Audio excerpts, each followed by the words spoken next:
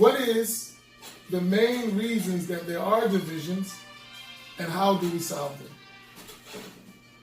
In your opinion, it's just an opinion. Give me your opinion. In the black community?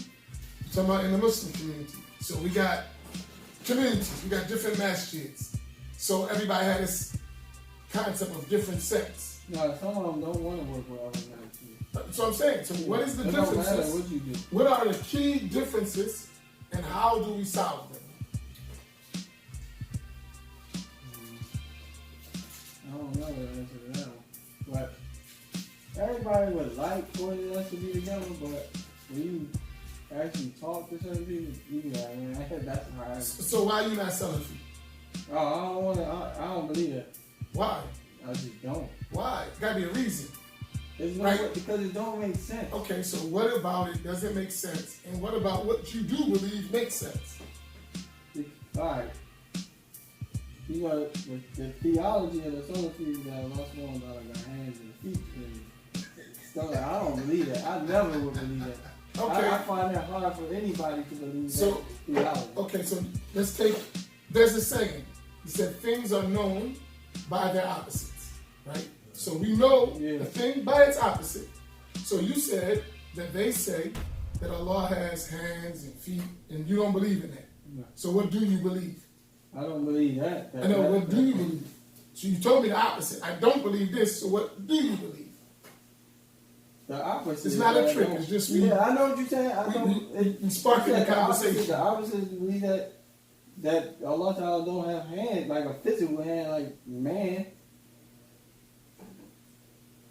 You believe that's figurative speech. It's not. Literal. It's not. Okay, literal. so some of those who believe that, so where do those people who have those ideas that Allah got hands, Allah got a face, Allah got eyes, Allah got feet, that's what they say, and we outwardly disagree with that, clearly, outwardly and inwardly. But why do they say what they say, right? And what is wrong with how they got the conclusion of what they got? Because if we're having a talk, and this is what I think, I'm just prefacing with the answer I'm trying to get, is if we just sit around and we articulate our belief, right? I believe this, you believe this, and that's why some people they'll say it's all the same. And I say no, it's not all the same, and there's a distinct difference. But the question is, the problem is that most people haven't taken the time to really know why there's a difference, and that's why we can't solve the problems. So now when I'm saying, if they say that, why do they say that? So why those people who claim to be Salafi say Allah got hands and Allah got these attributes which you call like human? Why do they say that? I think, it's two answers to it, right?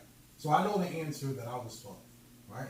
But my personal opinion, why people still cling on to this stuff that was propagated back in 1700, 1600, whatever, right?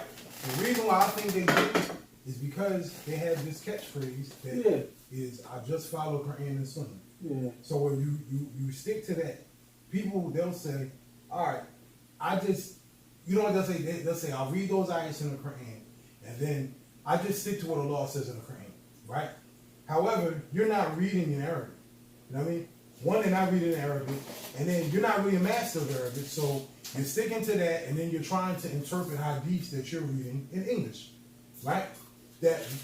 Now, we all know that when you study anything in Islam, no matter if it's prayer, a book, whatever it is, it has to be taught to you based on a proper understanding of the consensus of the Muslims, right? So I can't come up with what I think this hadith means.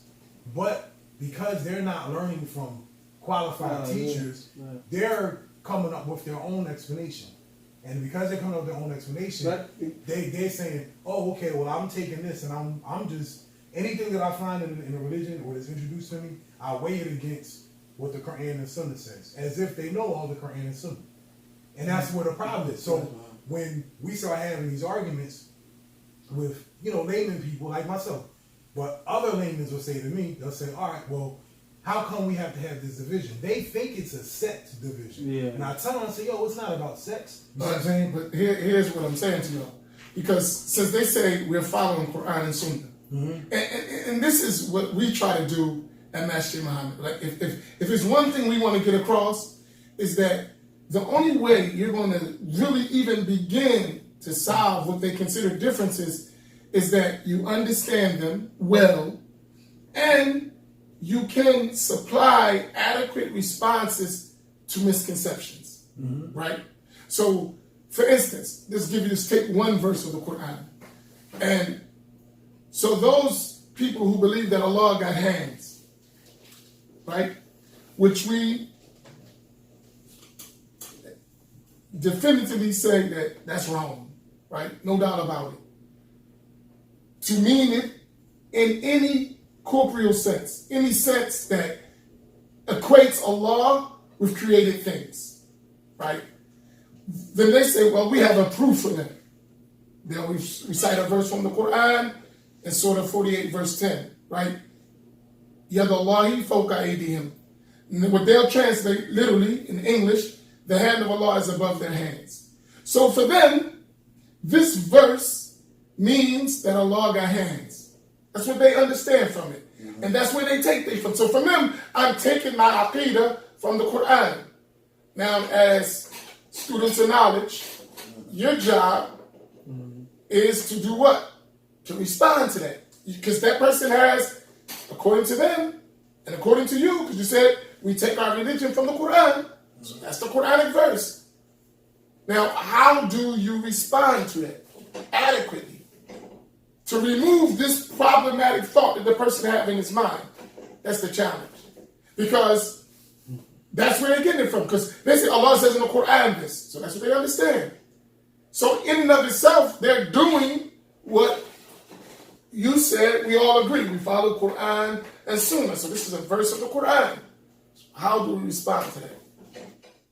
We respond with the ayah. Laysa kamithlihi shay. Okay, now, so you got two ayahs.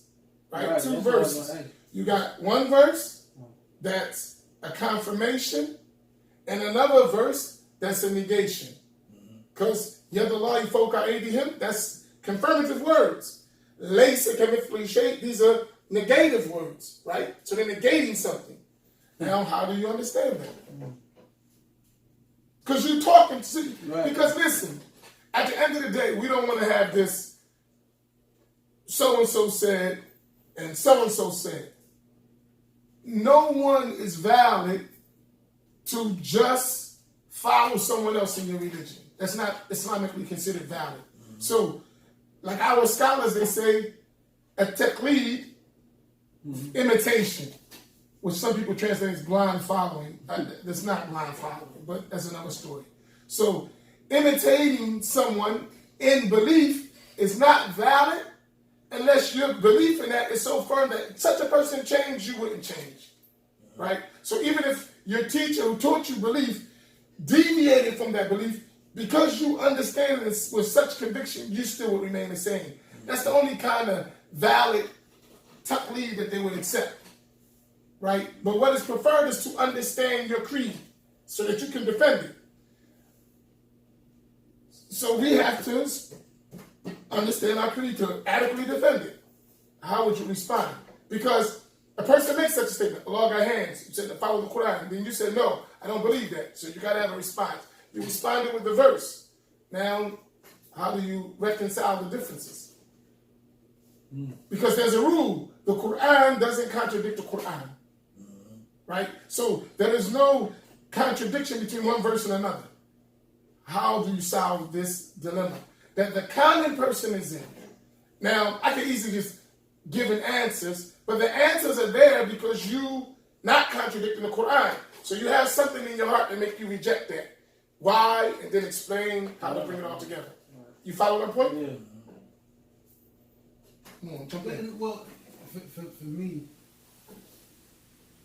I don't know. I honestly don't know because, like, when I was lost like that and I didn't understand what was going on, like I took my shahada, I thought everybody was Muslim. You know what I mean? I just thought, you know how people say, oh, I just call myself Muslim. And you know what I mean? Like that's it. I'm a Muslim. I don't follow Methab. I don't, because that's what when you hear I follow Quran and Sunnah, it's nice and simple like Yeah, that. So it's you a- want it's a to, catchphrase. yo, I just want to stick Yeah, with I that. just wanna be You know what I mean? simple. Because you go thinking that, you know, all these labels and stuff mean that you're going to be in a sect. So when you read the hadith about the 73 sects and you're like, man, I'm staying with, you just assume those are the sects. You know what I mean? So then how to get somebody from that state where they just like, nah, I don't want to have all that nonsense, and get them to a point where they understand, you know, because you don't want to go telling people, yo, don't talk to them people because they deviant, because that's the same thing that they're doing. They're saying don't talk to them deviants. All right, so let's take that example. So I'm going to just give it to you. Then my thing is, okay, because I agree with CJ was saying. If we don't find a way where the common people can understand this stuff, it's always going to people who just be confused because they just blind following. Yeah. So the same thing which they accusing why I don't follow a madhab or whatever, you do it. Yeah. Because following a madhab is following a person without knowing his evidence. That's what following a madhab is. And once you get to the point of knowing and being able and reach the level of Islamic knowledge where you can determine the proofs for yourself, they say it's unlawful to follow someone else until you agree with their opinion. But you got to have a certain level of knowledge like that. Not everyone is in that state. So for us, we talk about, okay, here's the issue. You got two things you're trying to avoid.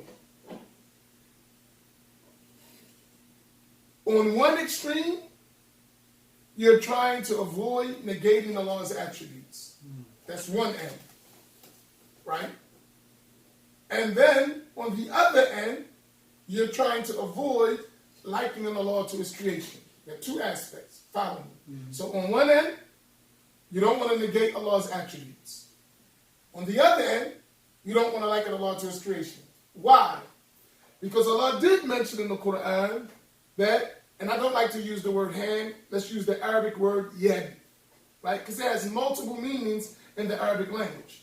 So it's not our job to assign to Allah what He didn't assign to Himself, nor to give meanings to Allah that Allah didn't give to Himself. Do you follow that? So you have a word and a meaning. Don't forget these two things. So you got the word yad, and that word has meaning, and it ain't just one.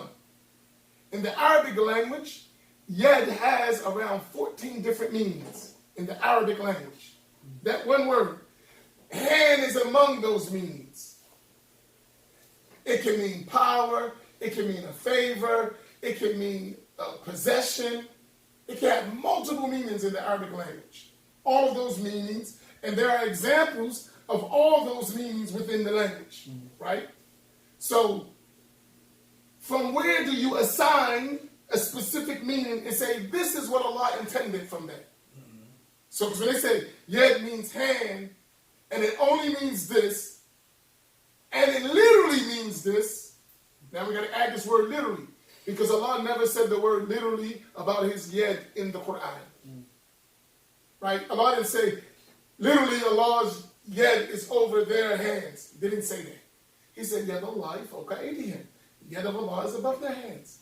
Because hands, when it's related to the people, is clear. It's literal. It means the physical hand. Why? Because they put their hands on the hands of the Prophet sallallahu alaihi wasallam. So that's a physical act. We know that's talking about. But now we talk about Allah. So that's confirming. Allah said, yeah. Allah said, yeah. We accept. But we also have this other verse that does what? It negates Allah's resemblance not just to human beings, but to any created thing. Laysa kamithlihi shay. Right? So He negates, right, any resemblance in any manner. What do we mean like that? So people say Allah don't have a hand like our hand, nor any other hand, right? Nor any hand of any created thing. So the literal meaning of hand, what rushes to your mind, is definitely not the meaning of that verse. You follow my point? Yeah. So you're dealing with both ends. So that's an absolute verse. The way that one escapes falling into either the first side, we said negating Allah's attributes. Then Allah said, Yad Allah fawqa aydihim. So when you say Allah doesn't have a yad, you didn't say that. You said Allah doesn't have a hand. Because what you understanding from hand is a physical meaning that relates to human beings or created things. And that is agreed upon by everybody. Allah doesn't have that. Right? So but with the others who say, who don't understand this part, they're going to say, you negated Allah's attributes. No, they didn't negate Allah's attributes. I negated from Allah what Allah negated from himself when he said, right? But I did affirm when you use the Quranic verse. That Allah said, Yad Allah fawqa aydihim. And this is yet, is a sifa, is an attribute of Allah? No problem. But what you're understanding from it is what I'm rejecting. Right? So, on the other side is when you affirm to the extent that you liken Allah to his creation. Now, get away from the human beings. Any of the creation. I remember one time I was having a discussion with a person from the background of the Salafis. And I don't consider him to be knowledgeable. Even though he had the title of an imam, he didn't understand. So I'm not putting that on a group of people. This person, even though he was representing that group, he didn't understand. He said, Allah has a hand, but his hand is not like ours. Just like the clock got a hand, but the hand of the clock is not like ours. I said, that's the essence of likening Allah to his creation. He looked, what do you mean? I said, because the hand is similar to ours, isn't it? How is the hand on the clock similar to our hand as human beings? It moves, movements and turns. And more specific. Go more in detail. Points. Okay, more than that. Give the makeup of the hand and the makeup of the hand on the clock. We share the same makeup. yeah. We have a size. Yeah. We have a length. We have a depth. It has a color. It has a limit. It is in a place. It is a location. It is a body. All we share is, and Allah subhanahu wa ta'ala is not like none of that. So, from that example showed his misunderstanding of the verse and his misunderstanding of Allah subhanahu wa ta'ala, right? Because he's talking about something without joining the Quran. He doesn't understand. So, well, a lot of people don't understand Arabic. I mean, all right, so Right. there's a condition here. Okay. Is the condition to be learned, you got to learn the Arabic language. Right. That doesn't mean you're not going to know anything. One of the great Arabic linguists, his name was Khalil ibn Ahmed. He was a famous linguist, Arabic linguist, one of the most famous. And he said a statement that is general in the statement, but specific really what it means. He said, whoever does not know Arabic does not know Islam. Now, when you hear that, it's like, whoa, that's because it's a general statement. Does he mean you don't know nothing? No. But the intricacies of the Arabic language are essential to knowing, to understand the totality of the deen. Right? So you're going to know parts, but there are going to be many things that you're going to be unable to solve just because of your lack of knowledge of the Arabic language. And the Quran solved that problem. So when you have that problem, the Prophet, Allah subhanahu wa ta'ala said, ask those who know, ask those who know if what you don't know. The problem is here that we've made and on both sides, we've made an environment where you don't have to know, and you still would act as if you do. So you will know some things, but some things are going to be unknown to you just because of your lack of information, right? So, all right. So you follow me? Yeah. So here's the problem. We want to get people to the level of least being able to follow a logical discussion. But did you understand what CJ was saying as far as like the way people think is like, if you go to somebody and say Ashari Creed, Rantaridi Creed, or even the Ashari Creed, they don't. What is Ashari Creed? What the heck are you talking about? I don't know, but that's what you know because that's what you hear. But why are you saying it? If you don't know what it is, why are you using it? No, we're not using it. They use it. That's well, make them explain what they mean by it. Like, stop using terms that nobody understands. That's the point. Nobody understands. So stop it. Put a stop to it. Somebody comes to me, right? I can be right here, right? And I can make this conversation so complicated that you don't know what the heck I'm talking about, right? Yeah. I can start using a bunch of Arabic terms. And you know, it's every Arabic term I'm using, what am I doing? Explaining it. Mm-hmm. I'm not using no terms. I'm not trying to impress you. Mm-hmm. I'm not trying to do none of that. I want you to understand, right? Because if you understand, then one day we can have a real discussion because you understand. Then I can use all Arabic I want because you understand. But if I use the Arabic without you understanding what I'm talking about, then I'm just really trying to impress you. Yeah. So what benefit is that? So when you said Athari, okay, what the heck is that? That's what. No. No, I'm saying the person heard that from somewhere. Yeah. What is an Athari? Right. What do you mean by that? No, I know what it means. Okay. Know what it well, means. what it means? No, what it listen, means. listen. What do you understand from Athari? Let's not. No, it's not about us. See, you gotta remember. You quoting it. Listen. Okay. Let me talk. Okay, I'm gonna let you talk. My rule is I'm coming here and I'm gonna be on my good behavior. Yeah, be good. Go ahead. No, what we're saying is, right?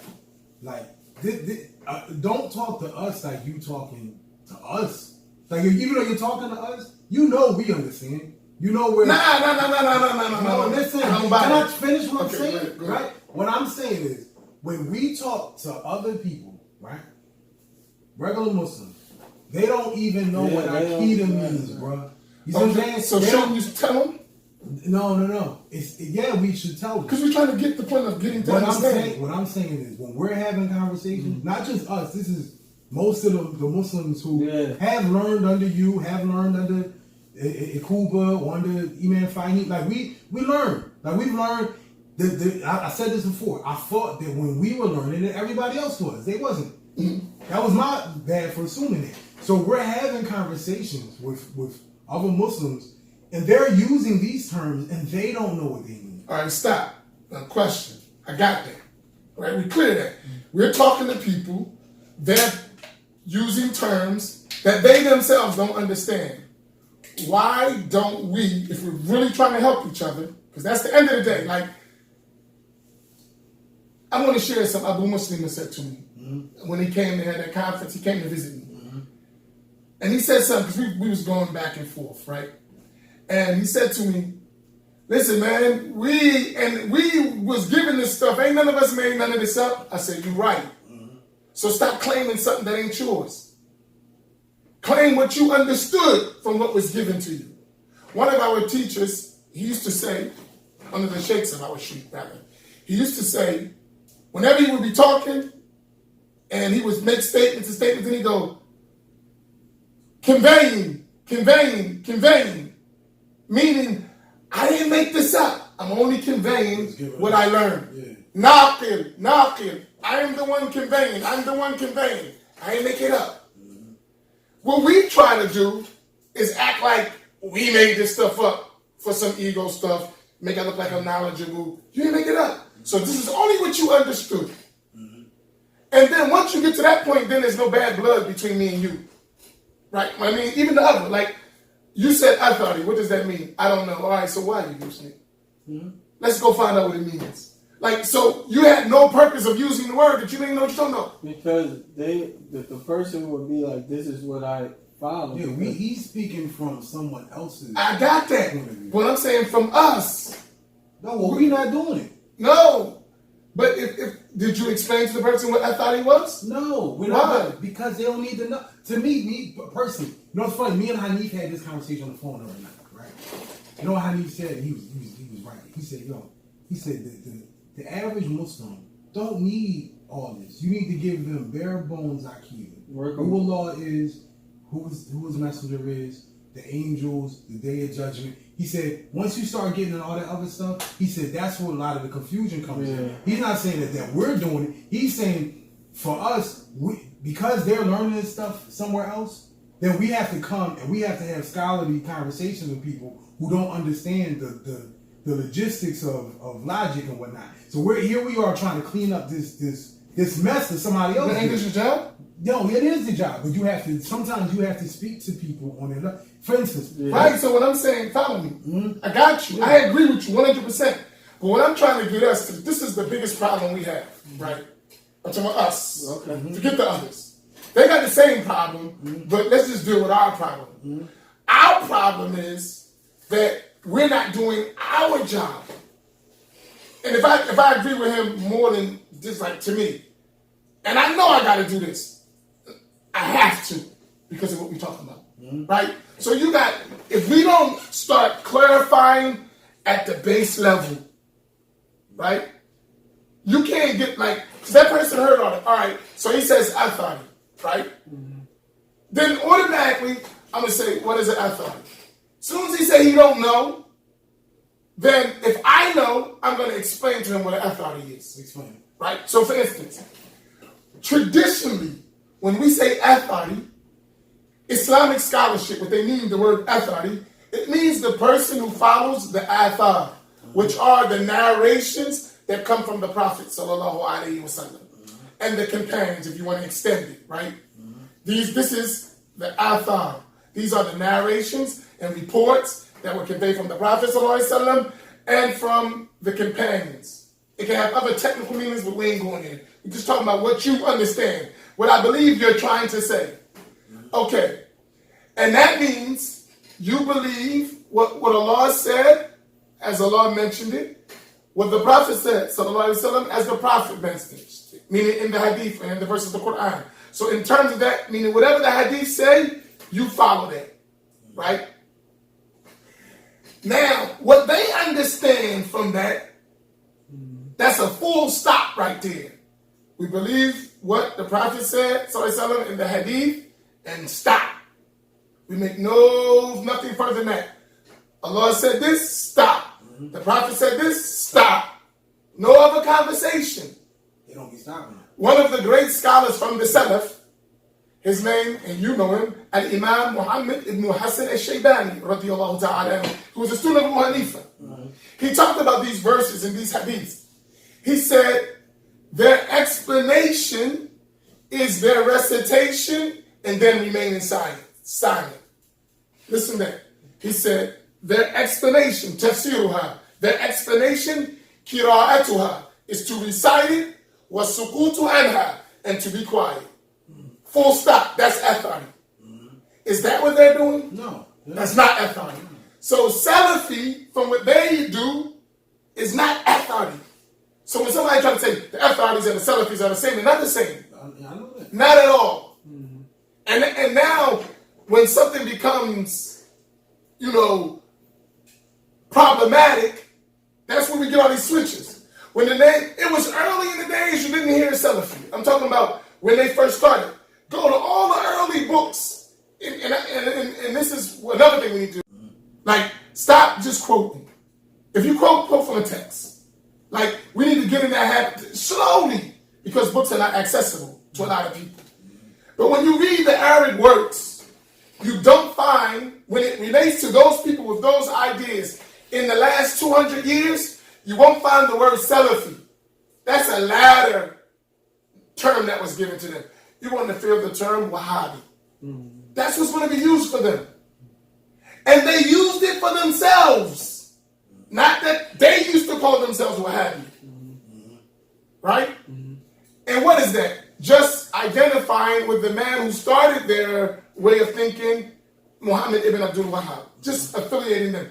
But when that became with a negative connotation among the Muslims in the world, they changed it to Salafi.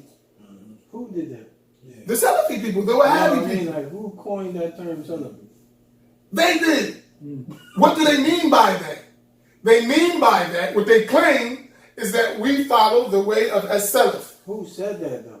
That's what I'm Like, asking. do you know who the You know first the person who said that? The term Salafi was mentioned before earlier. People use because it's a valid term. Oh, okay. Salafi is not a bad term No. in and of itself. The way they use it is a bad term. Like every Muslim is a Salafi. Mm-hmm. If we use it linguistically, what do we mean by Salafi? Those who attribute to following the way of the Salaf, which is the first 3 generations. Every Muslim says that. Whether they use the term Salafi or not, every Muslim is that. But what they try to do is corner the term and make it only apply to what they believe. Can I ask you something? But I don't want to get lost. So we're just talking about the authority thing, right? Okay. So when we say authority, then that can be used for many of the scholars. So authority doesn't represent Salafi, what you're really saying. So let's clarify. Say you Salafi, I'm fine. We Salafi. But don't try to use authority and take a term and then give it a different meaning from what is understood. That's problematic. Do you understand my point? Yeah, you're changing the meaning. Right, so now you're giving a meaning that in hadith, you know what we call that? Tadlis. Mm-hmm. That means you're deceiving people. So if I have a sheikh that got problems, and my sheikh is Abdullah, the son of Zayd, for instance. Mm-hmm. But everybody know Abdullah, the son of Zayd, is weak. So I call him Abu Hamza. I never mention who he is. I just say Abu Hamza. And there is an Abu Hamza that is a real scholar. When I say Abu Hamza, you don't know I'm talking about Abdullah, the son of Zayd. You think I'm talking about that Abu Hamza. And that's Tadlis. Yeah. That's a way of getting my narration across without being honest. That's Tadlis. Do you understand my point? Yeah. So and I'm just saying, and a lot of that happens. Right? So what I'm saying is, let's get past using terms we don't understand, mentioning things that we don't understand, and let's take our time to understand and eventually get there. Right? You follow my point? Yeah. That's our job. So now that guy who said that, he's going to do this. What? The person who said that, I'm Ashari. And then when I questioned him, he didn't know what Ashari is. And I explained it. Now he at least understands something to base. Look, bro, I'm just saying we ain't going to use terms. I'm not impressed. Right? Because now let's go for us as black people. We get deceived by people impressing us. Mm-hmm. Right? So, soon as a guy comes, he speaks Arabic, we get intimidated. Right? That's the first thing happens. And believe me, with us, African Americans, especially those who know Arabic, they use that to assume a level of authority over others, or a level of, what word am I looking for? A level of superiority over others. Yeah. I know Arabic. I studied this. And no, seriously. Okay, and what they got to do with the point? Nah, I feel you. You got to understand this stuff. Right? Yeah, so, because you can do all that in Arabic, but if I don't understand, what's the benefit? You didn't teach me anything. You just showed off for me. Yeah. I didn't learn anything. You left your impression of yourself on the person. Exactly. Yeah, so my point is, if we stop that, because at the end of the day, like I tell people, when we study, I say, learn English. Right? You learn Arabic. Learn English. Why not? Because at the end of the day, you got to go explain all this stuff in English. Yeah. So if I got this book, it's all in Arabic. I can read the book. What are it going to do for you if I don't explain it? Yeah. All you can say is, man, I was with Imam Amin. You should heard his Arabiya. What benefit is that? You didn't learn anything. Mm-hmm. So at the end of the day, what? I got to translate these meanings to one day you learn enough Arabic where you understand it. That's the object, right? If I'm going to be working, and I'm only giving you to learn Arabic so you can do what? You can understand. Mm-hmm. You can understand the Quran and the Sunnah and learn your religion. The part of it that you need Arabic to do. Because other than that, right, you don't need to know Arabic to be a Muslim, right? That's not a condition to be a Muslim that you know the Arabic language. That's not a condition to go to paradise, but it will help you get there if you learn it and then use it for what it's for, to learn the book and the Sunnah and to practice it. It will help you get to Jannah. But if you just learned Arabic and didn't do none of that, you're going to still end up in hell. You'll be an eloquent Arabic-speaking person in the hellfire. That's not, you understand my point? Mm-hmm. So we ain't got to get impressed by that. What does the religion say? Because at the end of the day, whether I say it in Arabic or English, and it's still the same thing, right? At the end of the day, if the meaning is the same, and accept those things in Arabic that you must do to fulfill certain things in the religion. So you can't, once you have the ability to learn Arabic, you can't keep praying in English. Because of the religious rule, right? When you utter the Shahada, you're going to utter it in Arabic because of religious rules. And whatever else is needed in the Arabic language for religious rules. Outside of that, it's just trying to understand the text so we can practice it no matter what language it is, right? Yeah. So Arabic is extremely important, but it's important for an end. It's a means to an end. It's not an end in and of itself. Yeah. Like, so Arabic doesn't equate knowledge of the deen. It doesn't. Mm-hmm. Because other than that, like I said, we all inherit this. So why is it that you got certain shuyukh that the Salafi people talk about, my sheikh, my sheikh, my sheikh. I study with the sheikhs and the kibar of the ulama and these great scholars and the head of the scholars and the major scholars. And those same scholars, some other scholars say they are deviants and misguided. Yeah. So, and those guys speak Arabic fluently. Yeah. And so do them. So obviously it's an issue. It ain't the Arabic language.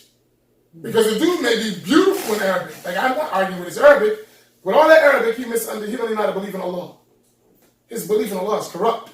But he's nice. Yeah, that's do you understand my point? Honestly, so I'm saying let's get to the point of understanding. That's what What should not be understood, that's one last point. What should not be understood from what I'm saying is that Arabic is not extremely important.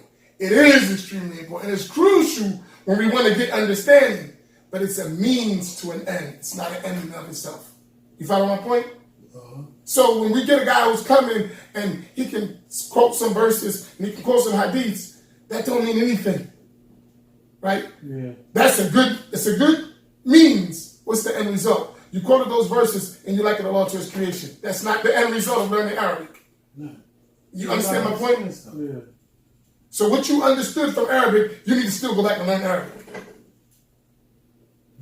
Like, if what you understood from your reciting that Arabic led you to believe that Allah has attributes like the creation, you need to go back and study Arabic. I don't think that they learning it for the sake of learning. They learning it for the sake of debating and for the sake of just that one particular name. That's what I was going to ask you. But do you got my point here? Yeah, I do. Like, that's extremely important. It is. Because in the black community, a lot of our youth and a lot of the common people, that's what they judge somebody's knowledge on. Mm-hmm. How much Arabic you know? No substance whatsoever. But that's why I don't be wanting. And that's why them guys go overseas to study, to learn Arabic. A lot of them, not everybody. Yeah. And they just want to come back, spew the full bars, and like you hear some guy, and we had a discussion. The guy, he's talking to English-speaking people. And so get away from criticizing. I want to criticize. He's speaking to English-speaking people. He's speaking in Arabic, English, everything. What are you doing? We got an hour show. You spend a half an hour talking in Arabic and nobody understands you. You wasted a half an hour. That's a crime with no benefit. Because the people you speak, none of them spoke Arabic. They don't understand what you're talking about. But then at the end of it, you've given Allah attributes that are not befitting. That not even Salafis say about Allah. So what's the point? So that's what I'm trying to Salafi scholars would consider you an innovator, and some of them would make takfir for you for that. But listen. What's the point, bro? So for the common, stop fronting, as we say, right? Listen, for the common person, right, the average person, who like, do they need to understand all this intricate theology? Yes. You think so? Why? because you overwhelmed with it now. You have no choice. Oh, It has caused confusion. So now you got to learn enough to remove the confusion. Right? No, I agree with you. In and of itself, you wouldn't have to learn it at all. Right? You saying because of the conditions we in, we have to learn? No, for instance, I told my sheikh this one time. I'll never forget this. What CJ was talking about, I think he's talking about Hanif, right? That's the basics. When we learned, I ain't done all this stuff. I just learned the basic book, Aqeedah, fiqh. That's how my teachers taught me, right? We ain't go through all this stuff. We didn't have to do this stuff till we was confronted with people talking about this stuff. Oh, okay. Like, all my teachers, we've been around there. First of all, don't no one act like a scholar because they're around real scholars. Yeah. So, no one's around the shuyukh, the real scholars, making fatwas. Yeah. You don't even talk. You go to class, you do your stuff, then you go out and live your life. And then the whole society is like that. Like no one's, and if it's a problem, we go to the scholars and they would solve it for you or give you the answers. But common people are not trying to be the sheikh. I'm not a sheikh, I'm a student. Right? It's the same thing. When you go to school, are you in there arguing with your teacher? No, you learn, you do what you, when you go to college, you argue with your professor. Unless he opens the door for debate, That's why you just sit there and learn. I said it appears that particular group is designed to debate. Because it's always debating. I don't say it's the group. Yeah, in one sense, but that don't got nothing to do with us. Yes, that's true. They were a movement of opposition to the vast majority of the Muslim community. That's true. Right? Right now, whether you say were they right in that or wrong in that, that's a whole nother discussion. It's a whole another discussion if you say, are they right and wrong? But were they in opposition of the majority of the Muslim nation? Yes, that's no doubt. Right? So that's one point. So now the second, are they right or wrong? That's a discussion. We believe they're totally wrong in that. But we got to have a discussion as to why. And not just to say they're wrong. Why are they wrong?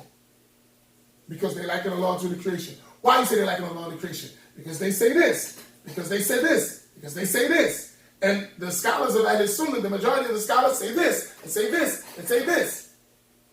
You understand my point? So we having a basis by which we disagree. This idea, let's negate the disagreement because it's too complicated for me to understand, is not acceptable. Yeah, I don't think. Right? No, But I'm saying, look, why we got to talk about Aqeedah? That's our problem. We're not talking about it. No, that's our No, sickness. that's People got a messed up Aqeedah. So we got to discuss it. We can't just ignore it. Right? We can't ignore it. We have to discuss it. And the scholars say, if you have confusion in your deen and your belief, it's far for you to remove or learn enough to remove that doctrine. To remove those things that is confusing, you got to remove it. So that discussion we got to have, right? It don't got to be argument.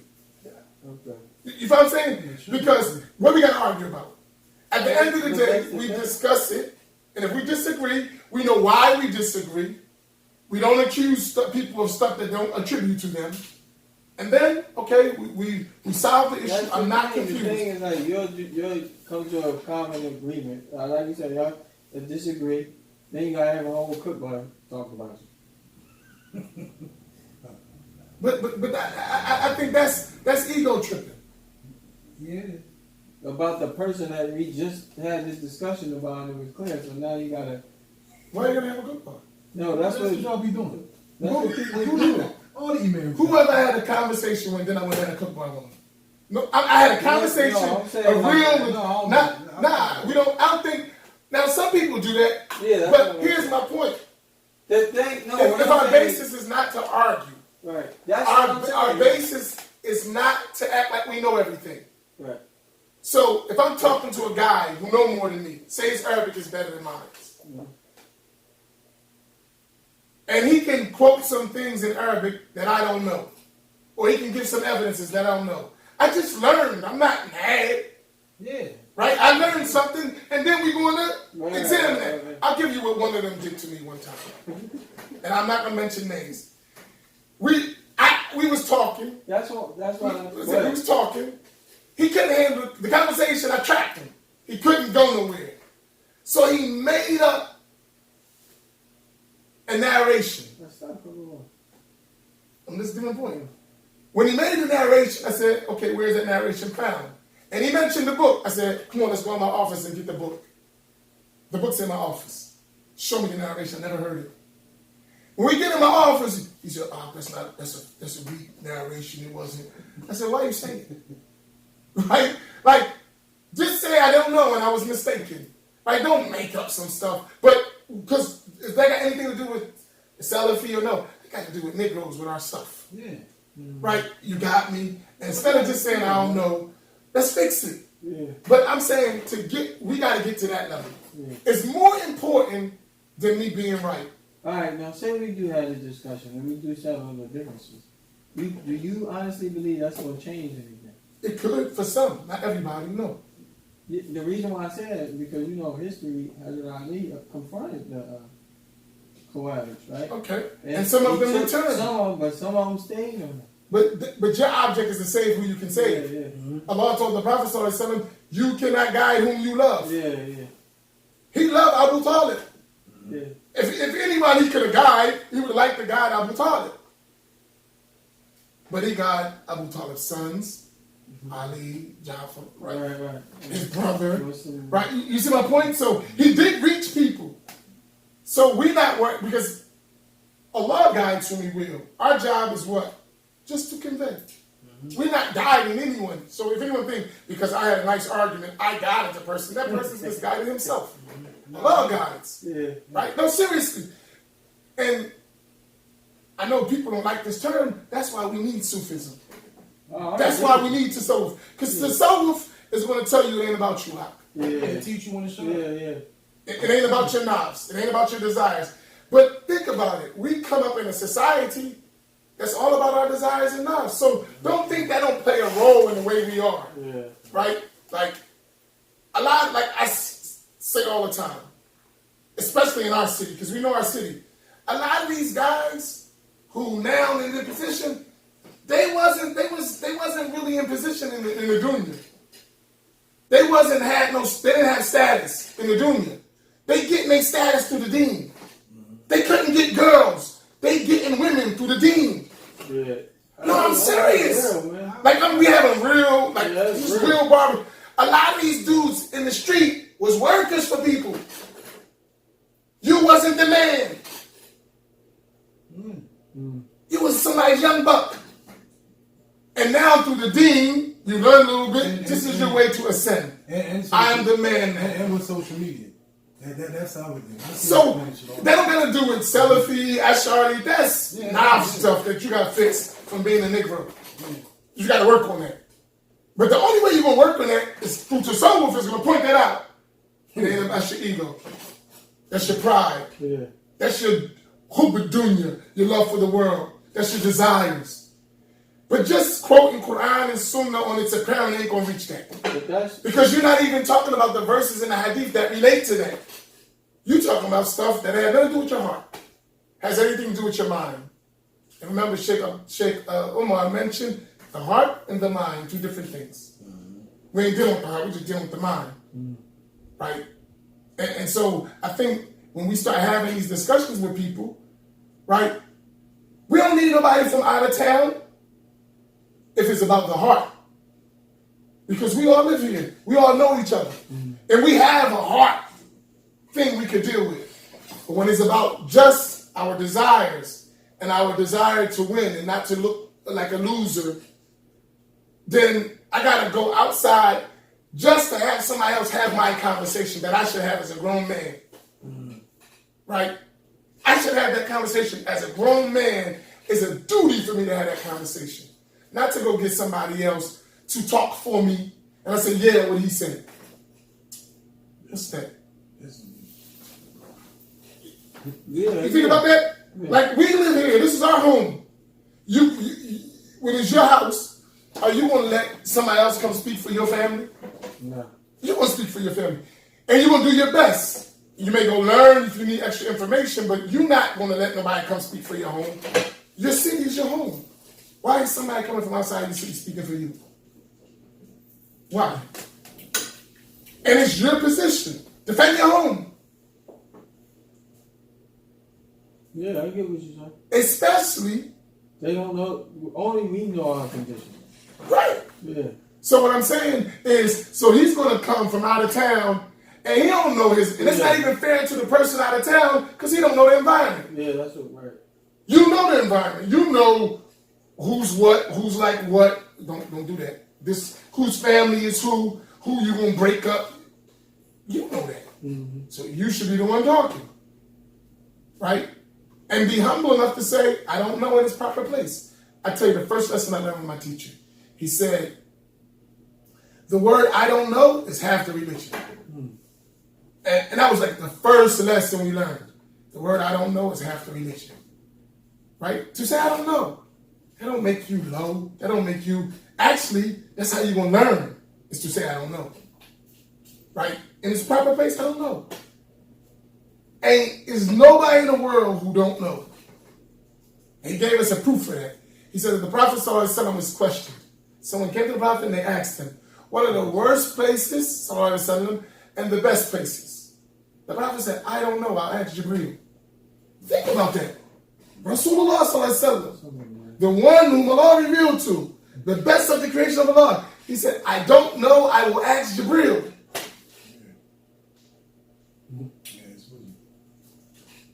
And Jibreel, when he asked it, I don't know. I asked my Lord. And Allah revealed through Jibreel to the Prophet that the best places are the masajid and the worst places are the marketplaces. The masjids are the best places and the marketplaces are the worst. How did we learn that? Because the Prophet said, I don't know, sallallahu alaihi wasallam. So if he said, I don't know, and had no shyness, he's Rasulullah. So everybody's trying to belie him. The Quraysh, Mushrikun, people going against him, and a man goes to him and he said, I don't know. If he got to be, he should be ashamed to say, I don't know, because it means everything. I went to Prophet Muhammad and Muhammad said he don't know. I thought he was a messenger of God. But look at his sincerity. I don't know. I'll ask the one who brings me revelation. You see my point? Yeah. So that's a lesson for us. But we have multiple ways to get around saying, I don't know. I ain't talking to that joke. He's a deviant.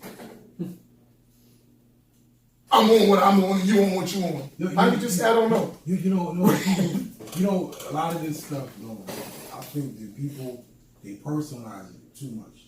And, like, you do all kinds of stuff I don't like, right? But I'll tell you, I don't like that. But I don't divorce you from, like, I can separate that from anything correct.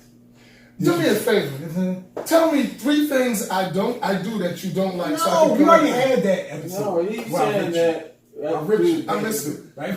I missed the episode. No, but because for real. No, listen. I be wondering what I do to this guy. No, right? No, not you never did nothing to me. Sometimes, right, the way that you talk to people, the way that you deal with people don't like it. However, let me ask you, how do I deal? Because let's fix it. I don't want to have that. Listen. I can't fix you. Your shake has to fix you, right? You my shake for right now. You can help me. You know what they say? Whoever doesn't have a shake. All right, one second. Whoever doesn't have a shake, let him find a good brother who has better qualities than him and learn those qualities from him. I don't have better qualities. That's what I'm saying. Oh, I'm so you fucked can... up too. That's what I'm trying to say. No, see, that's the thing. A lot of people. So you know the problem, but that's just like me. That's another reason so you why can I help like me. you. But that's another reason why I like you. So, okay, great. You see what I'm saying? Off camera, I want you to tell me so I can fix those qualities. No, off camera, you're not gonna fix them. This is who you are. I can work on myself. Ain't we talking about working on ourselves? But listen. That's just you. Yeah, that's just you. What I'm saying, you. But everybody can be fixed. No, it's not in my fixed. You can be fixed. I'm just saying. I was born with a good foot. What about that idea when a man came to the Prophet? It was during a year delegation where he came in there. I forgot his name. And he said, "That's a man that Allah gave 2 things, and it was like endurance and sabr. Okay. And he said, "Ya Rasulullah said something. Did I acquire these things, or did Allah give me these things?" And he said, "No, Allah gave you those things." Yeah, but these are inward states, right? Those are things. No, these are inward states, but some stuff is acquired. Like we wasn't born arrogant. Yeah. Right? You learn arrogance somewhere, and just like you learned it, you can unlearn it. Yeah. That's not an inward trait. Like me. Now, if you ask me, I'm naturally a fiery person. Yeah. I'm naturally like He's that. blunt. That don't mean I gotta be foul. Yeah, and that's I may be foul. Listen. But because I'm blunt, don't mean I have to be foul. Listen. That's what. But I may be foul. Listen, nigga. No, man. See, like he can't No, stop because calling I niggas. can't talk. But he can stop saying nigga. He can stop that. I could. I'm sorry. But it's a difficult. I don't mean to offend you. No, I'm not offended. Look, I tell you what. listen to what I'm saying. Right. But I'm speaking. I'm speaking. Let him speak. I'm speaking. Okay. What I'm saying is, right? That's exactly what I'm saying. Because a lot of people don't like me because they don't like how I talk to them. Yeah. Right. However, the same things that a lot of people don't like me for are the same things that other people love me for. Right. You see what I'm saying? Right. So that's neither. Everybody got their style. You're gonna like certain foods. You're gonna dislike certain foods. Right? You might like certain music and dislike certain music. But truth is truth. So for me, I don't look at whether or not you're an asshole or not. Like I look at, are you gonna give me what I need from you? Okay. And that's what I try to tell other people. Like, listen, forget the personal stuff. Yeah, this guy straightened out my thing because you did. Yeah. So when I came to you, you straightened out my thing. Now there's other times you did stuff. And I'm like, man, this nigga, man. Like, and it made me. But you don't get those experiences. That's maturity, though. It is maturity. But there's like, for instance, I'm that. Let's say I'll go and I meet Suhaib Webb, right? So I've studied from Suhaib Webb. I sat in the class. Might have watched some videos. Now, what I think about him is one thing, but I don't know him personally until I go hang out with him. Right. So then when I hung out with him, I might see characteristics about him that I might not like or do like. Right. But I don't connect the two. You see what I'm saying? I just look at it like, look, man, that's what he do. That's what you do. Yeah, Everybody was like that. But people don't judge people that way. Yeah. What people do, they'll stop liking, they'll stop taking from you or listening to your stuff. I'm gonna stop coming to the masjid. They'll stop coming to this barbershop because they think I know everything. He too abrasive. He talk too much. Oh, whatever it is, like, and they don't know how to separate that. Sometimes that does piss me off. Or somebody say, "Oh man, why are you talking and me? Why are you talking?" Bro, I don't connect the two. It's very. We was talking about this before you came in. There's very few people that I absolutely don't mess with, and that's only from their like they had to really do something to me. Like I'll be like, man, I'm gonna have to hurt that nigga. I mean, and then I'll be like, I don't mess with him. Or like I got a friend of mine who ratted on my other friend. I don't mess with him, and he's a good guy. Like, but he's a rat, so I don't know if he ran no rats. You see what I'm saying? Like that's how I judge. But people, they'll get mad and they'll stop talking to you. Or, I'm not coming to the man shit. I'm not going to that barbershop. I'm not going to spend money with that guy no more just because he rubbed me the wrong way. Yeah, that's what it is. And for me, I'd rather just come have the fight with you. But here's that's the other person. Now we talk about deen-wise. Since I know it's people like that, what is my job? To refine my character. Yeah. No, we could. No, seriously. Because our example is what? Rasulullah sallallahu alaihi wasallam. Rasulullah sallallahu alaihi wasallam wasn't abrasive. Mm-hmm. So I got to go learn those characteristics that make me not like that. Because I can't just say that's how I am and take it or leave it. If that's consistent with the methodology of the Prophet sallallahu alaihi wasallam, take it or leave it. Mm-hmm. But if it's not consistent, then I need to work on myself to adjust that. Mm-hmm. And it may take me 20 years. But I can't just say that, right? Because at the ultimate day, at the end of the day, if that's the only thing that's preventing you from learning, then I need to fix that. I shouldn't be there anyway. But hey, bro, I'm a human being. Every human being got stuff, right? Whoever doesn't realize that they got flaws is flawed. Yeah. Like if you can't say I got flaws, you do. Right. I do. You know what I'm saying? So, but at the end of the day, we have to remove that so that we can do the job, right? And I'm gonna be honest, in my life, I got a lot of experience for a young guy, right? I'm talking about in religion. I've seen almost so much stuff. I've been what I know to be a Muslim in my mind, whether I was right Aqeedah, wrong Aqeedah, I thought I was a Muslim, right? For 38 years, that's a long time. I've seen all the stuff, and I've been around all around the world, in the cities, in people, movements, because we go through that. Yeah. So I've seen so much, right? And I wasn't the way I was even 10 years ago. I'm not like I was. I got some of the same color, but some I don't, right? I remember, you talking about Wahhabi?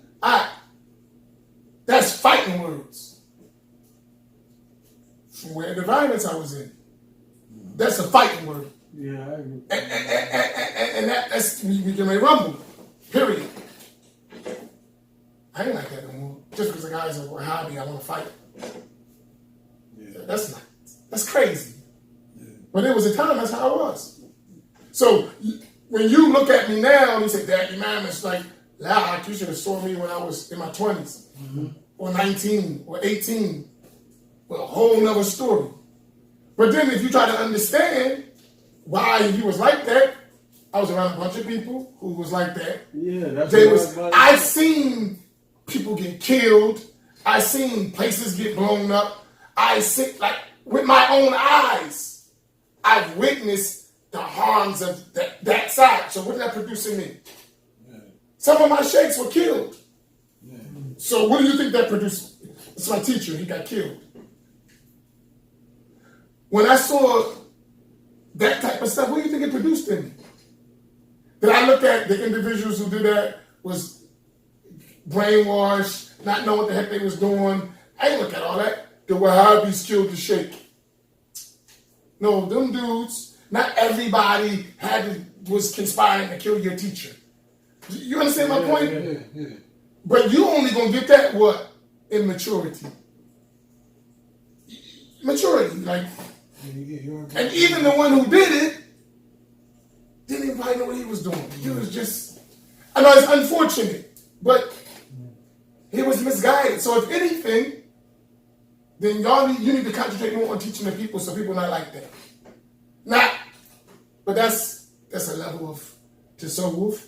And there's a level of growth, just in maturity. You see the world different, right? Like, and I think that's all part of religion. We're just talking about, theology and jurisprudence, but we ain't talking about the human aspect of people. Because people are just, right? Some people, they won't come to Masjid Muhammad just because you was the man in the streets, and I was your young buck in the streets, and I want to be your young buck in the masjid. Come on, you really that petty? Right? But some people are like that. Yeah. Some people don't come because I'm from Benny Village. How silly is that? But I'm like, no, look at petty dudes. I heard that. So I hear you. Like, how silly is that? Is that petty? But that's right.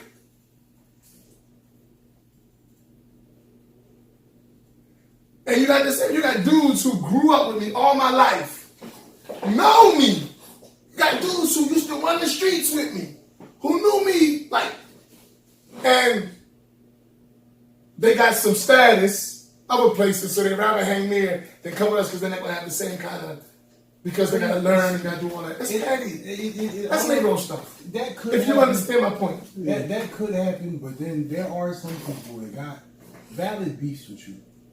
Like, what's the valid beef? Like, you cussed them out, or you kicked them out. I ain't never cussed nobody out. You didn't kick people out. So, but all right, but now let's. I'm not saying it wasn't justified. No, here's my point. I was about to say. So be fair. Like I say, that person. If you talk to any person that like we had, and as I would never do that stuff again. Yeah. But remember, at that point, my mind was clear to masjid from Wahhabis. Yeah. That was my joint. And I made many mistakes in that. Wallahi. So everybody who hears that, please accept my forgiveness. Because, I mean, I asked for your forgiveness. Because I didn't mean it like that. Really? But at my mind, that's my mindset. Clear house. No, let me tell It you. ain't got nothing to do with you. And the one who's a victim of that had nothing to do with it. Right? But my joint is I'm not giving them no seat. Right? Mm-hmm. But if that person, whoever that happened to, every single person that during that rough period of the transition of Master Muhammad, every one of them will tell you, if they be honest, he's talked to me personally and apologized and said, listen, this is the only reason that happened. And if they admit they're wrong too, it would have never happened to them except they were doing stuff that gave it, like it was a mutual thing. So like they gotta go both ways. But to say I was like, anyone who said that I was unfair to them, I treated them bad, and they know you're not telling the truth. Not one person can say that. I'm going to show you something. Right? And you want the biggest proof of that real quick? Right. Hani, who should be the most upset, rightfully so, do he still come to the masjid when he get a chance? Yes. Mm-hmm. And do he get treated bad? Do he get... He's welcome. Yeah, he is welcome. Because of my growth and what? His growth. Two people got to grow to do that. Not one. No, Two people got to grow. Well, that's what I was going to say. Like, I remember I had the time, right, when I kicked a girl out my chair one time, right, because she was talking shit, right? And I told her, like, yo, stop. You know what I mean? She kept going and going. Let me say that, man, you messed me up. And it was getting to a point, and I didn't mess nothing up. She just was showing off for the people in here. And I got mad. I said, man, you know what? That's it. Wow. And she was like, you're not going to finish my hair? I said, no, I'm not. Go. And I told her to leave. I ain't yell at her and all that, but I kicked her out. Now, at the time, I still do feel justified. But what I learned from that was other people, and she probably went and she told other people. Yeah, that's what I'm about to say. And then it messed my reputation. Yeah, It's the same thing with relationships and stuff. Like, yeah. I might have felt justified in going off on somebody, but then they don't never hear both sides. That's what the I'm people about from to the say. outside, they don't hear the victim side. Yeah. And the victim's always going to be the victim. And then they'll tell their side, yeah. and people feel sorry for them, especially right, for the woman. And then now you're the bad guy. So now, but the victim will never go back and tell everybody when you go back and apologize. That's what he explained. He said if they tell the truth, then people will be like, what I mean, but you got to understand. Yeah. But the point I'm trying to get to is empathy, right? We got to have empathy for people. And whether you like it or not, right? Because I looked at myself, I do look at myself as a regular person. But when people come in here, they're looking at me, they're not looking at me as one of the other barbers. They're looking at me as, you're the owner, you're supposed to carry yourself a different way. The same way they're going to look at you. Exactly. And that's what I didn't realize then. I'm looking like, wait a minute. But people are expecting you, whether you're the imam, whether you're the owner, whether you're the husband, they want you to be wiser. But they don't know that I'm learning on the go like you're learning. You know what I mean? I'm maturing to, I don't got it right, and I'm going to mess up. And then now when I come back and I apologize when I tell you, look, I was wrong. I was dead wrong. I should have handled it like this. What happens when people go through traumatic experiences, they don't never come back and tell your truth. They're always looking to tell their truth. And now it'll piss you off because you'll say, well, I didn't see it that way. And I apologize to you, but they'll keep telling the story over and over again. Because that's the juicy part. This is what hurt me. And he did this and he did that. And at some point, you just got to be like, you know what, how is it truth? But now, when we're talking about Mayor Langford said to me when he was the mayor, we was up on the boardwalk, and they was doing this Jewish, that's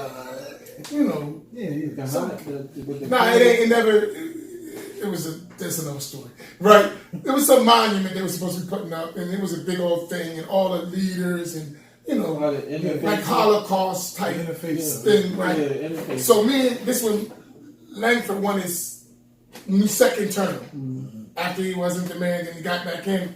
We was on, we on the boardwalk, and that time the economy was all messed up. Remember, people lost all them jobs and all that. I said,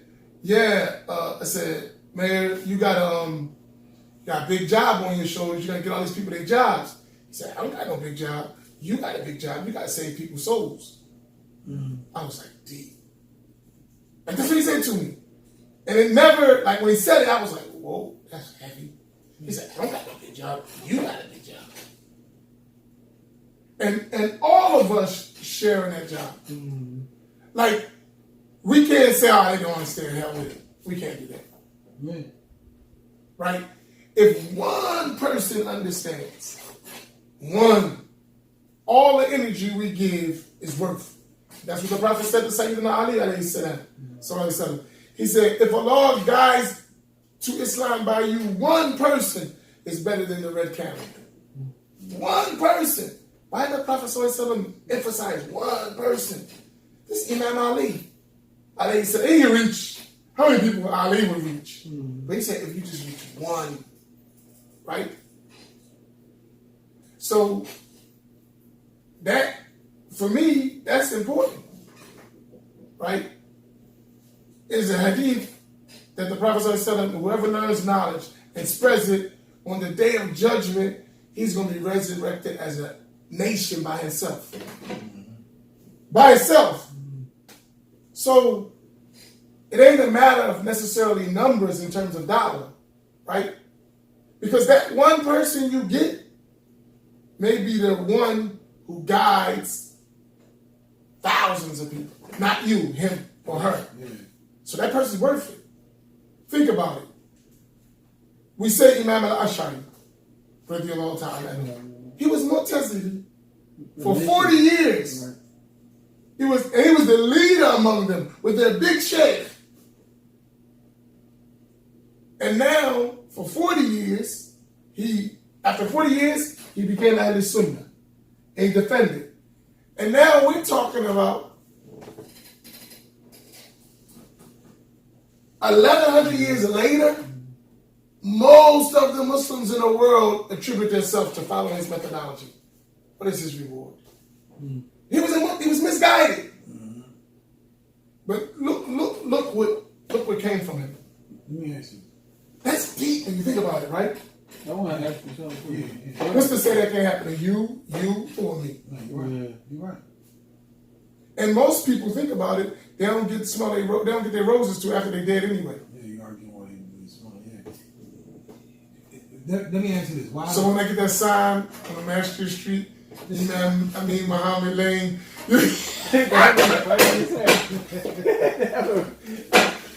I want y'all to fight for that. Just remember that. Now look, what's their beef with that?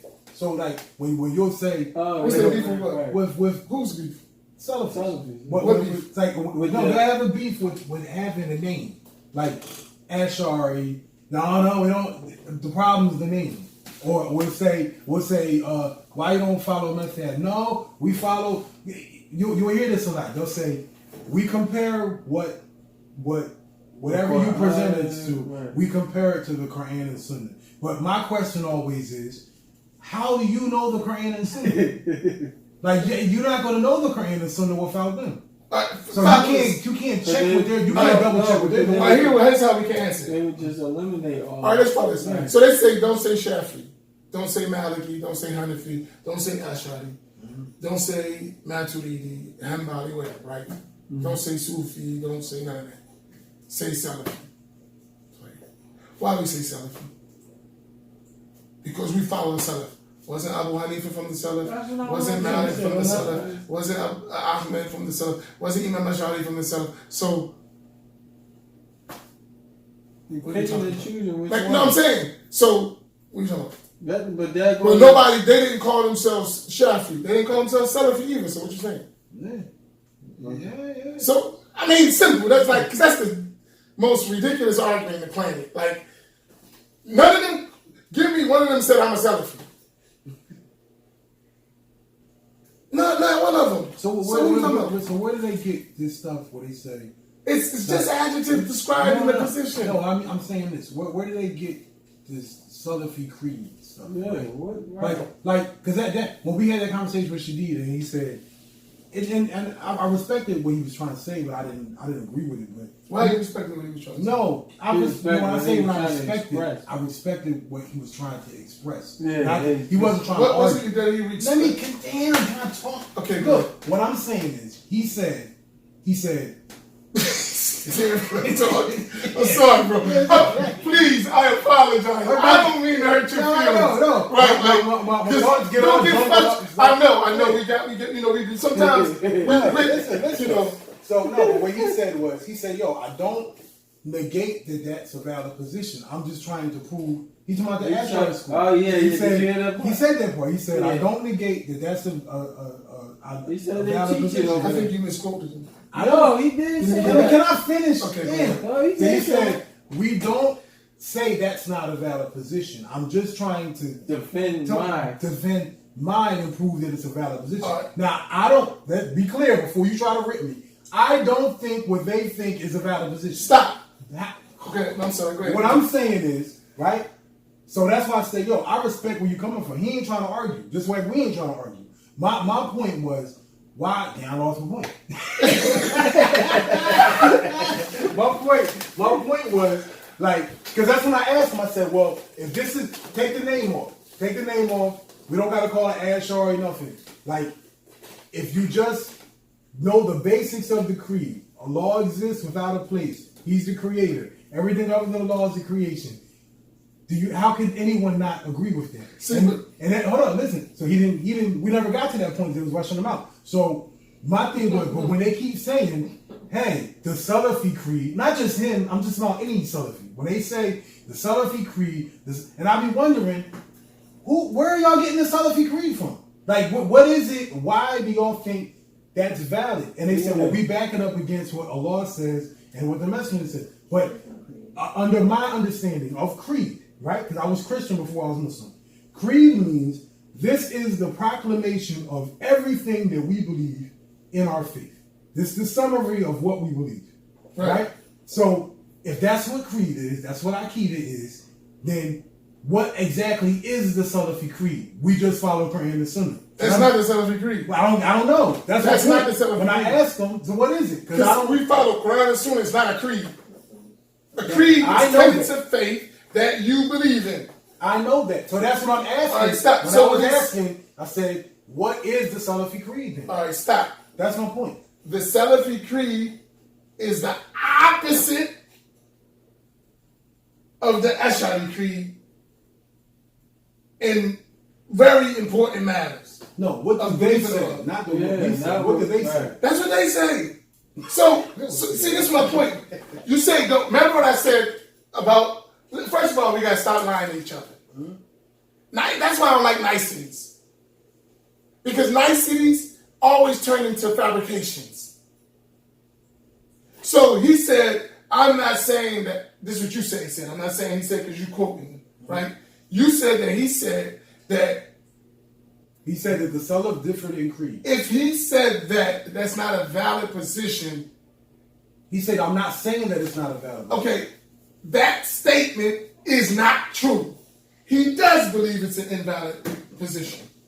It's not true. He didn't say that. But that's what I said. So you're being nice to me, but you're not telling me the truth. You do believe that's an invalid position. Who? Him. He didn't say that. He's saying he didn't You saying that he said that I'm not saying it's not a valid position, which means that it is a valid position, but I have another position. No, that's not what he said. I mean, listen. I just heard what he just said. He said this when he was. I speak English, you know. I know that, but listen to what he said. He said that I'm not saying it's invalid, right? No, that's not what he said. That is what I said. You said. Wait. He said. Stop. What? Let him repeat. We don't got to argue. I'm gonna have to. I remember what he said. What he said was, he said, I told the Salafis themselves, they got mad at me because I said that the Sahaba differed in creed. Listen, so he said the Ashari creed is a valid position. Say that again. Stop. Just repeat it one more time so we can make sure we He understand. said the Ashari creed is a valid position. All right, now go ahead. I'm not going to stop. Yeah, Let me talk. Right? Yeah. Then he said, when I have these conversations, he said, I don't want to talk with people who act like our position isn't valid. All I wanted to know is what exactly is the Salafi position? Because I don't know what it is. Why don't you know what it is?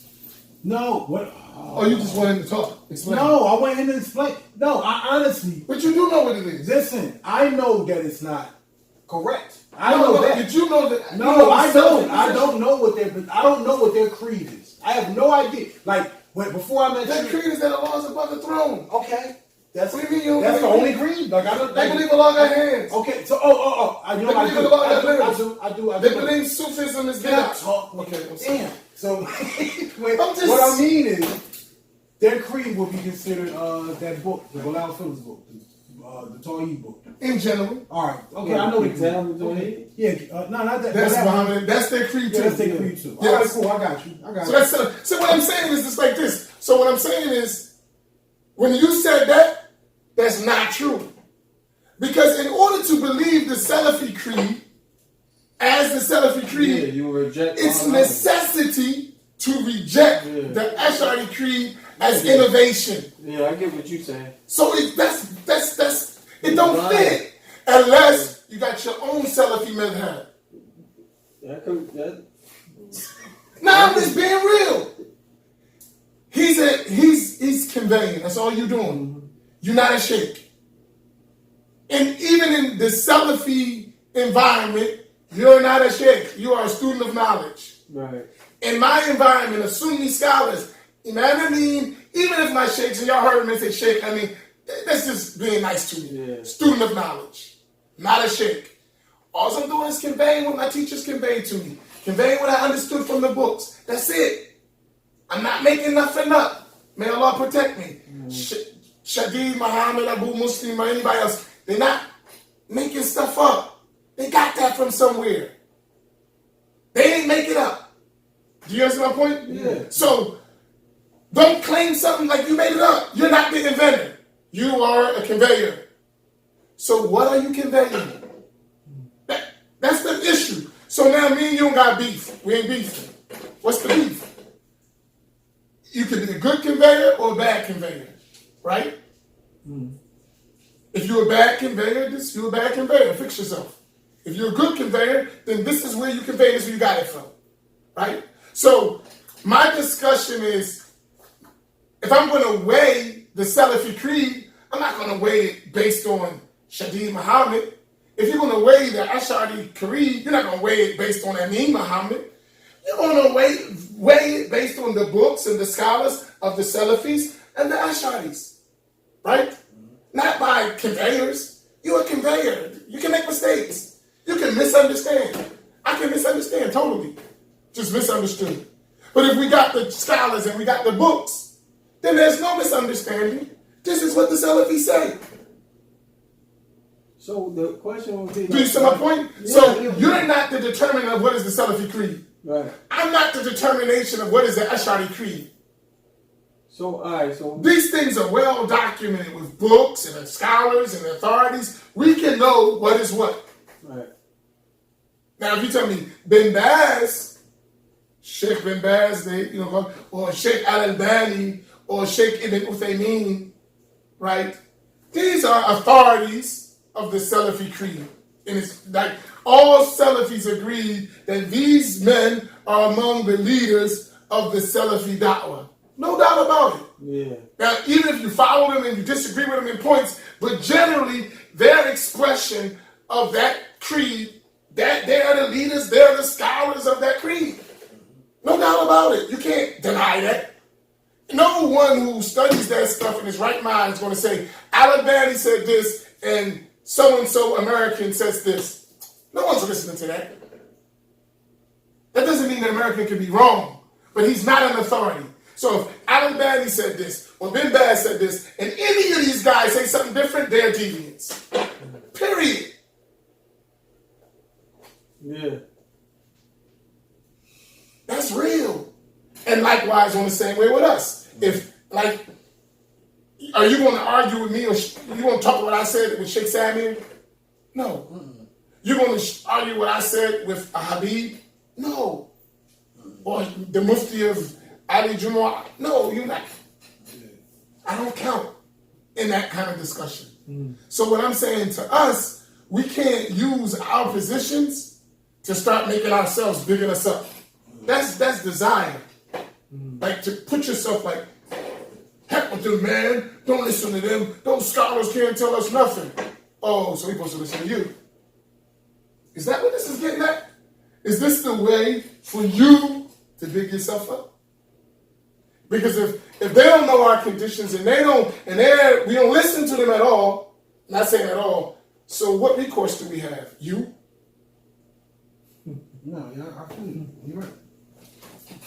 That don't fly.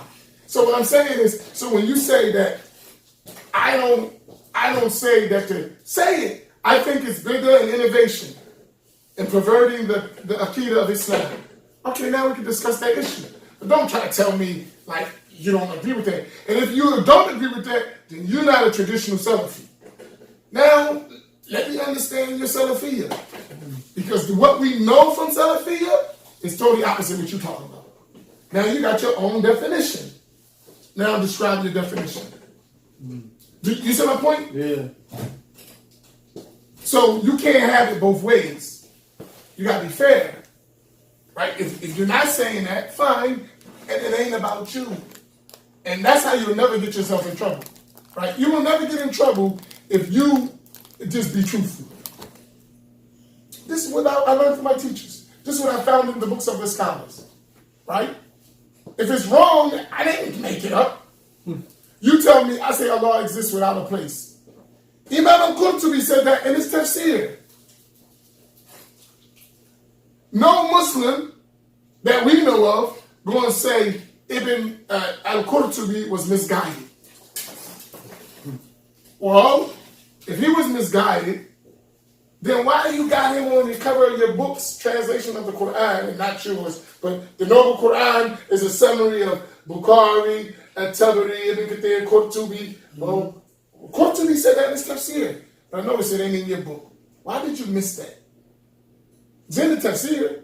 Why ain't it in your translation? Because you got something else you're trying to convey. I mean, because wasn't that been important? He said Allah exists without a place in his book. It's there. Yeah, if you consider him one of your scholars.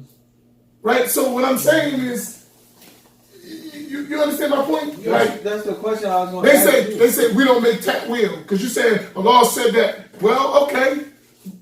You said you don't make ta'wil. And that's, well, you got some of the Salaf who made ta'wil, figurative interpretation. That's what I mean. They didn't take it literally. Al-Bukhari was one of them. It's in his Sahih. In his book, Sahih Bukhari, he makes figurative interpretation of attributes of Allah. But how you explain? So what I'm saying now, when you translate it and you left that out in English. Why do you leave it out? You translate in the book. It's 1-2 words. Translate it. Why you leave it out? It's available. Why you leave it out? Because you got your own agenda. Because it's right there. You translate anyway. Just translate a couple words. But you intentionally left it out.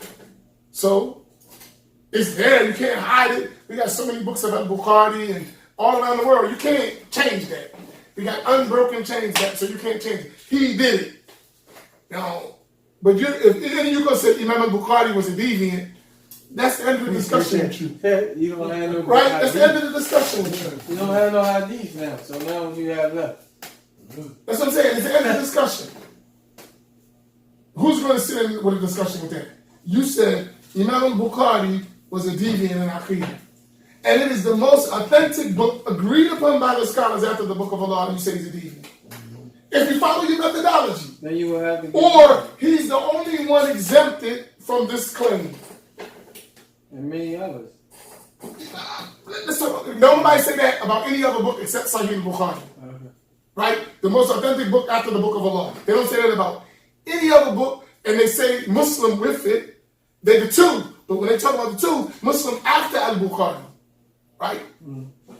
So you just basically taking a major source of our religion away, saying the one who conveyed our religion was a deviant Aqeedah. And according to your methodology, we don't take from deviants. So we shouldn't take from al-Bukhari. Yeah, that's what I heard. Yeah. I mean, if we want to be honest, and they say, I mean Muhammad being smart. It's in the book. Open the book. Read the book. Now, it ain't a text factual mistake. It ain't, it's in all the copies of the Bukhari, all the authentic manuscripts and everything, because we have that. Like, Bukhari is taken from manuscripts. That's in the, so it's like, confirmed, this was Bukhari's words. Rahimahullah. You understand my point? Like, when we start being honest with stuff, and that's what we need. Even if we may be mistaken in some things, accept it. I made a mistake. I was wrong. It's okay. And guess what? You're going to be wrong next week too. And something in your life, no one's perfect. Yeah. Right? When we get that, but let's not, because just to say I don't want to be wrong, I'm going to make stuff up.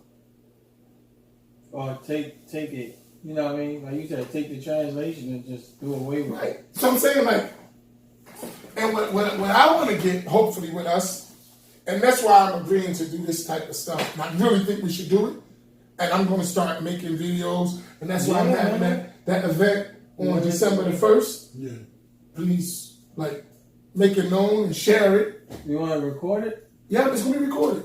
Yeah. What I'm saying, and people can have their live thing, because we need to have, not ego tripping, we need to have open discussion, really clarify issues, slow, don't try to impress each other, make sure everybody understands, right? So we're going to we got to use Arabic. We can't get away from Arabic. I mean, because that's the Quran and Sunnah. But we can translate all that. And we can show it, right? That I ain't making up, look, here's the book, here's where Al-Bukhari said, here's Sahih Bukhari, here's the Tafsir al-Qurtubi. That's what type of discussion we got to start having. Yeah. And then, because you start getting away from the fluff. Because other than that, we just talking, me and you arguing, ego tripping, ooh, look what he said, ooh, look what he said, ooh, look at this. This is kid stuff. We adults. And all of us are adults. We got kids. We got the next generation of Muslims. Right? We can't be doing that stuff. Yeah. And if you're right, you're writing what you're writing. And if I'm writing something, I'm writing what I'm writing. And we can sit down and discuss that. If we're being sincere, right? Because, say so-and-so, he spent 12 years, 6 years, 7 years in Saudi Arabia. I spent so many years here or something. Do you think in Saudi Arabia he didn't hear things I've never heard before? 6 years. He sat with different people. You don't think he heard some stuff we never heard? Of course he did. Do you think, and all the times I've been with my teachers in different places, that I heard stuff he never heard? Like, when he says, for instance, like a person say, well, we study Ashari Creed. Give me a break. You never study Ashari Creed. You can say that to somebody who's not an Ashari. I know you never studied Ashari Creed. I ain't saying you had some cliff notes about the Asharis in a course, but Ashari Creed, it will take me 5 minutes to show you didn't study Ashari Creed. 5 minutes. To show you didn't study Ashari Creed. Because I can listen to how you talk about it and know you didn't study it. Right? You're a barber. Would it take you more than 5 minutes to recognize somebody not a cut hair? I'll be doing it from the break. Yeah. Right, just doing what he's doing. And even though it looked like the end result, he got the job done, basic stuff, you should know that. Well, what matters is how you got to it, not your final result. Right. Yeah. So when I'm saying that's not being, so when you, like we said, well, I didn't say it's invalid. That contradicts everything the Salafi creed is about. What are you talking about? Like, it don't even make sense. Yeah. Now, politically, it might sound good because I want to look like I'm not causing division, but you're causing division. Or you want to keep up the group. Yeah, it's not real. I mean, because now, there's a reason why you say that. People find out that they're like, I ain't messing with that dude no more. Right, so here's my, right, because you're going to get extra details. God said Asharis is the deniers of Allah's attributes are valid. Well, that's a whole other discussion. So what I'm saying is like, and what I do like about with us, and what's real about this, we can have our own context of conversation, how we talk. Yeah. Not how we imported a conversation from somewhere else. Yeah. Right? Like, come on now, knock it off. Right, you know what I'm saying? We can have that kind of real conversation. You don't got to front for me. I mean, I'm not going to put you on a deviation list. I mean, like, we can talk, right? I'm not going to do that. I'm going to disagree with you, agree with you, understand what you said. We going to have a real conversation, right?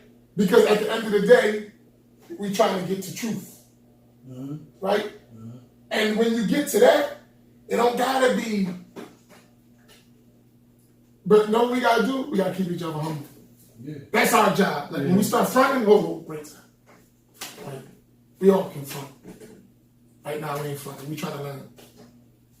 Straight. All right, one thing. I got a couple more minutes. This went way off, but it was enjoyable. I think we got some points across. I need you to explain. December 1st, last year, Muhammad.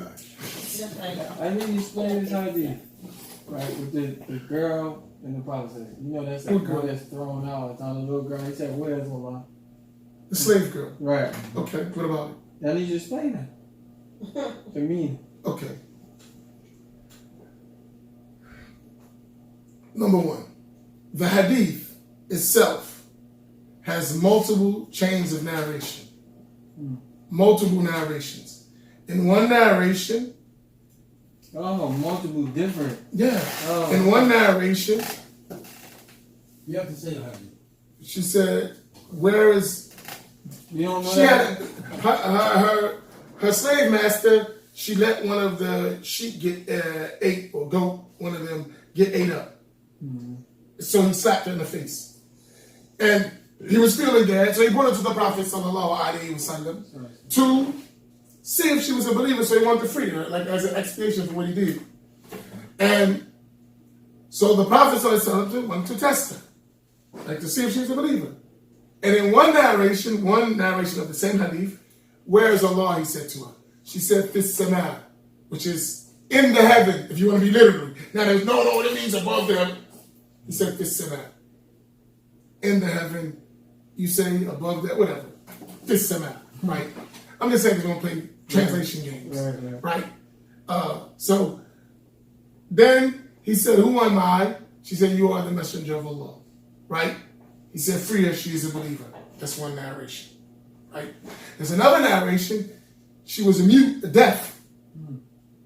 And a mute, she could talk. Right. So when he said, Ain Allah, she pointed towards the sky. She didn't say anything.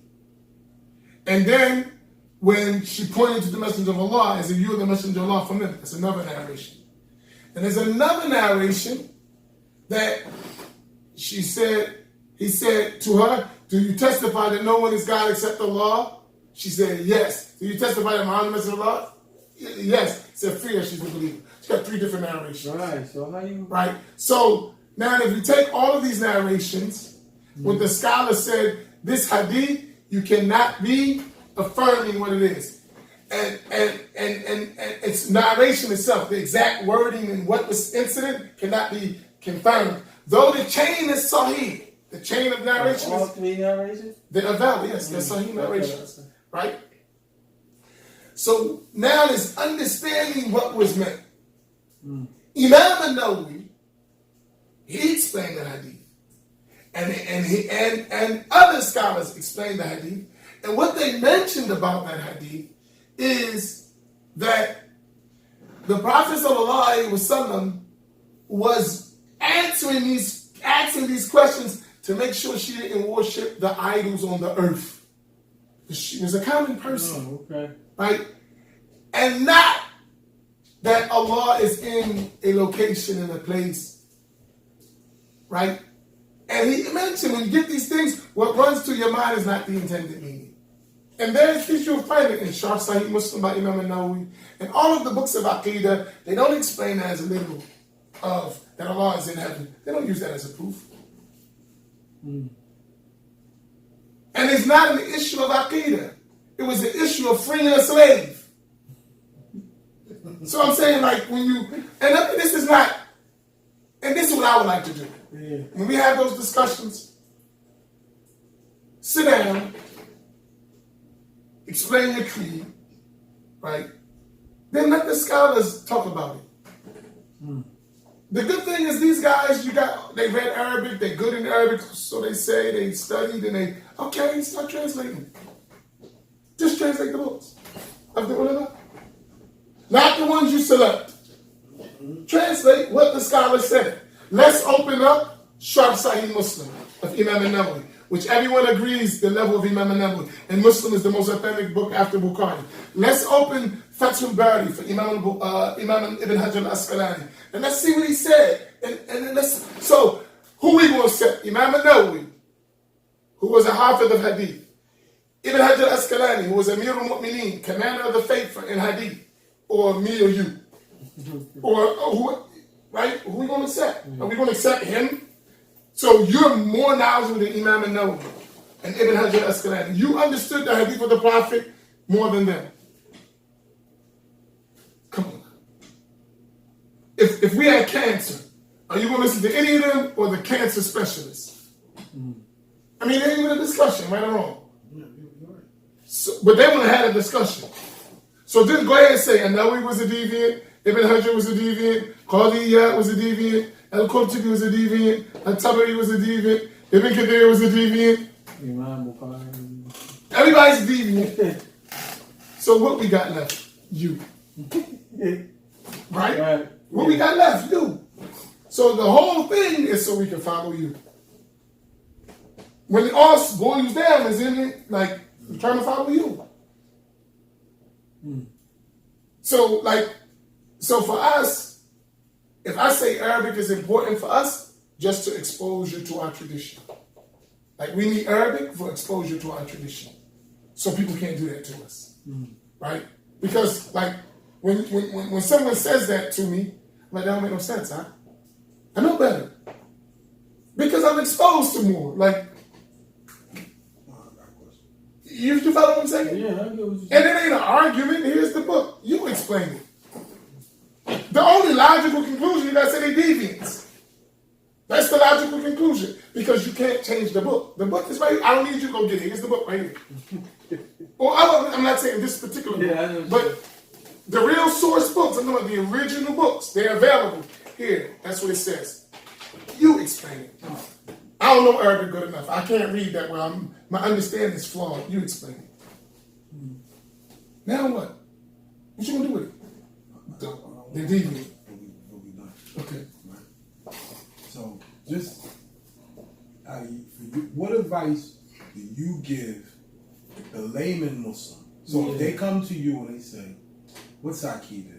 or not, they might not ask that, but if they say, what minhaj should I follow? Like just the bare bones, because all this stuff, you're right, and I enjoy it because I've studied. You know what I mean? He enjoys it because he studied. But for the person who ain't really studying, and then they come to you and they come to us and they say, "Yo, man, what am I supposed to do?" One brother told me yesterday. He called me because after he watched all this stuff, he seen everything going on Facebook. He said, "Man, I'm about to just quit my job and move overseas." And I said, "What the hell you gonna do that for?" He said, "No, I want to learn all this stuff." No, I'm laughing because this is not mature. But I understand, but that's just not mature. But that's not family. You gotta, it's bills and stuff. He got a family, but he was saying like a lot of them. They're like, "Yo, I'm so confused by this Salafi and Sunni argument." Yeah, that's a lot. I hear that a lot. Yeah, and then they're like, "Yo, I don't know what to do. Like, what? I'm about to just move overseas and just go learn Arabic." So I can figure this out. But see, man, that's why I say here's the point. What I would say to the person is sit down and learn first, right? Like learn, take some time and learn. Well, look, what I mean is, you know what I'm saying? So you gotta learn. So here, right here in this area, if somebody, or just say from here to Philly or from here to New York, if somebody says, "Okay, what do I do?" I can pretty much tell them, "Hey, you need to go talk to that person. You go do this, you do that." Now, the person ain't in this area, right? Now, I know people outside of the area, but most of them, they don't feel comfortable. You know what I mean? Like, what do you do? Like, I say, "Look, man, why don't you take a class on Seeker's Guidance?" So, I'm trying to show them. Why don't you just go to the masjid? Because their masjids are ran by Wahhabis, so they don't. Try to go to masjid. No, I'm talking about outside this area. Outside this area. I'm talking about here. I can say go to Manchester Mountain, but outside, I'm talking to somebody in Florida, and no, I mean, I'm not saying there's no people in Florida. There are. There are people in every state. No. That happens. I know, but that's why. So here's where he's right from people like me, Sheikh Yahya, like others who are Sunni. that we gotta start making something for the common people. You do, man. Seriously, we have to. That's We what have it to is. work together because Yeah. I agree. But because when you really think about it, it ain't about arguing. Arguing is pride for us. Because what are you arguing about? No, Like, no, I mean you. I mean us. Like, Yeah, no. what do any of us have to argue about? We all broke. We all don't got no money. That's no. too, Did right? you understand what he's saying? Like this, that's so common. I understand it. So what we got to do is just put information out that's not about When debating. you actually have people that come to you, because it happened to me a few times. Like, man, listen, man, brother told me to stay away from you. All right, fine. Don't be violent. You know But, what I mean? but guess you know what that person will do? Wait, If you put out enough information, Yeah, but then when they sit around me or working with me, right? they'll be like, man, you know, that I Same thing happens to me with the sisters.